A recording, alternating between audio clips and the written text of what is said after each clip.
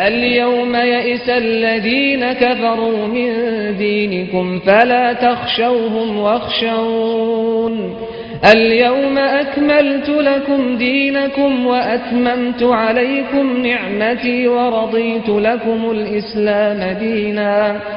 بسم اللہ الرحمن الرحیم. الحمد للہ رب العالمین وصلی اللہ علی محمد وآلہ الطاہرین ولعنۃ اللہ علی اعدائہم اجمعین الى قیام یوم الدین. وقال سبحانہ وتعالی هو الذی بعث فی الامیین رسولا منہم یتلو علیہم آیاتہ ویزکیہم ویعلمہم الکتاب والحکمہ وان کانوا من قبل لفی ضلال مبین.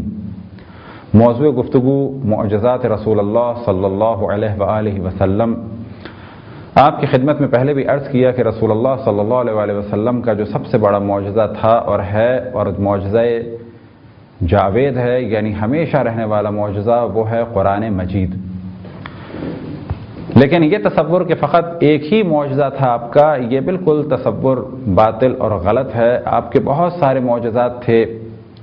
ابتدائے نبوت میں جو معجزہ ظاہر ہوا جب اللہ سبحانہ و تعالیٰ نے حکم دیا کہ اپنے قریب رشتہ داروں کو بلاؤ اور آخرت سے ڈراؤ، وانذر عشیرتک الاقربین، تمام رشتہ دار جمع ہوئے، کھانے کی مقدار کم تھی، سب کے سامنے کھانا رکھا گیا. رسول اللہ صلی اللہ علیہ وسلم نے دعا کی، کھانے کی ابتدا فرمائی اور پھر سب نے کھانا کھایا، لیکن وہ کھانا کم نہ پڑا، یہاں تک کہ سب سیر ہو کے گئے، سکون سے کھا کے گئے، لیکن کھانا پھر بھی بچا رہا. یہ وہ معجزہ ہے کہ جو اعلان نبوت کے ابتدائی مراحل میں گھر والوں کے سامنے پیش آیا، لیکن اس کے بعد بھی جسے ماننا تھا اس نے مانا اور جسے نہیں ماننا تھا اس نے نہیں مانا. اور ایسا ہی ایک معجزہ کہ جس کا تعلق کھانے کی مقدار کی کثرت سے ہے کہ مقدار کم تھی اور بعد میں مقدار بڑھ گئی.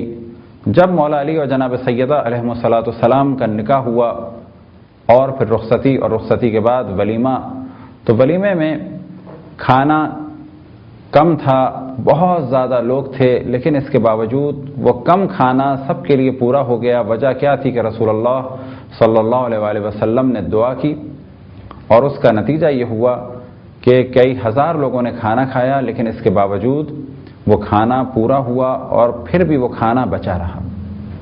معجزات میں سے مشہور معجزہ شق القمر. یہ وہ معجزہ ہے کہ جس کا ذکر تمام مسلمانوں کی کتابوں میں ہے.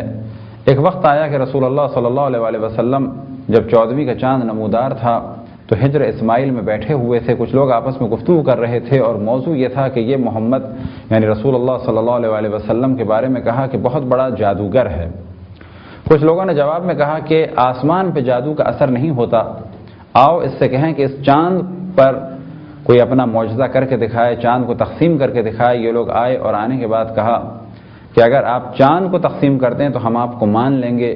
رسول اللہ صلی اللہ علیہ وسلم نے ارشاد فرمایا کہ مجھے معلوم ہے کہ تم اس کے بعد بھی ایمان نہیں لاؤ گے. یعنی کچھ لوگوں کی جانب اشارہ کیا کہ تم لوگ ایمان نہیں لاؤ گے. میں دیکھ رہا ہوں کہ تم بعض اسلحہ لے کے میرے مقابلے میں آؤ گے اور بعض محاصرے میں ہوگے. یہ اشارہ تھا ابو سفیان کی جانب. لہذا ان لوگوں نے کہا کہ نہیں، آپ معجزہ کر کے دکھائیں. رسول اللہ صلی اللہ علیہ وسلم نے اپنے دست مبارک کو بلند کیا اور انگلی کے اشارے سے چاند کو 2 حصوں میں تقسیم فرمایا. بعد میں ان لوگوں نے کہا کہ ایک ٹکڑے کو ایک جانب لے جائیں، دوسرے ٹکڑے کو دوسری جانب لے جائیں، تو آپ نے وہ بھی کر کے دکھایا. پھر انہوں نے کہا کہ اس کو ملا دیں، تو آپ نے ملا کے بھی دکھایا. پھر یہ لوگ چلے گئے اور جانے کے بعد کچھ لوگ جو راستے میں تھے اور مکے کی جانب آ رہے تھے ان سے پوچھا کیا تم نے راستے میں چاند کو کسی خاص حالت میں دیکھا؟ تو ان لوگوں نے بھی گواہی دی. البتہ بعض کتابوں میں اس جانب بھی توجہ دلائی کہ انڈیا میں بھی شق القمر دیکھا گیا، اور بلا شک جب شق القمر ہوگا تو دنیا کے خاص علاقوں میں دیکھا جائے گا، صرف اس حصے میں کہ جہاں پر رات ہوگی. اور یہ چیز بھی ذہن میں رہے کہ آج بھی اگر چاند میں کوئی رد و بدل ہو یا چاند گہن ہو یا سورج گہن ہو، تو سورج گہن کو تو عام طور پہ لوگ ویسے بھی نہیں دیکھ پاتے، مگر یہ کہ وہ مکمل سورج گہن ہو یا آدھا سورج گہن ہو جس کی وجہ سے کچھ تاریکی سے ہو جائے یا آدھے سے زیادہ ہو، تو اس صورت میں تو ان کو اندھیرے کی وجہ سے توجہ ہو جاتی ہے سورج گہن کی جانب. اور چاند گہن کیونکہ اس سے کچھ روشنی یا اندھیرے میں فرق نہیں پڑتا، تو عام طور پر اعلان کے بعد بھی بعض لوگ متوجہ نہیں ہو پاتے کہ آج چاند گہن ہے یا نہیں، آدھا ہے یا پورا ہے، اور کس جانب ہے کس جانب نہیں۔ تو یہ وہ چیز ہے کہ جو سابقہ دور میں بھی تھی اور عام طور پہ لوگوں کی توجہ نہیں ہوتی تھی، لیکن سابقہ دور میں بھی کچھ لوگوں نے چاند گہن کو دیکھا، کچھ لوگوں نے چاند گہن کو نہیں دیکھا، یہ اس زمانے میں بھی پرابلم تھا، اور سابقہ دور میں لہذا بعض نے شق القمر کو دیکھا اور بعض نے شق القمر کو نہیں دیکھا۔ تو شق القمر ایک ایسا معجزہ تھا رسول اللہ صلی اللہ علیہ وسلم کا کہ جو مشہور معجزہ ہے اور تمام مسلمان اس معجزے کو مانتے ہیں۔ چاند ہی سے متعلق ایک اور معجزہ کہ جناب عباس ابن عبد المطلب جو رسول اللہ صلی اللہ علیہ وسلم کے چچا تھے، ایک دن آپ نے رسول اللہ صلی اللہ علیہ وسلم کی خدمت میں عرض کی اور کہا کہ کیا آپ جانتے ہیں کہ میں آپ پر کیوں ایمان لایا؟ تو آپ نے فرمایا کہ جی۔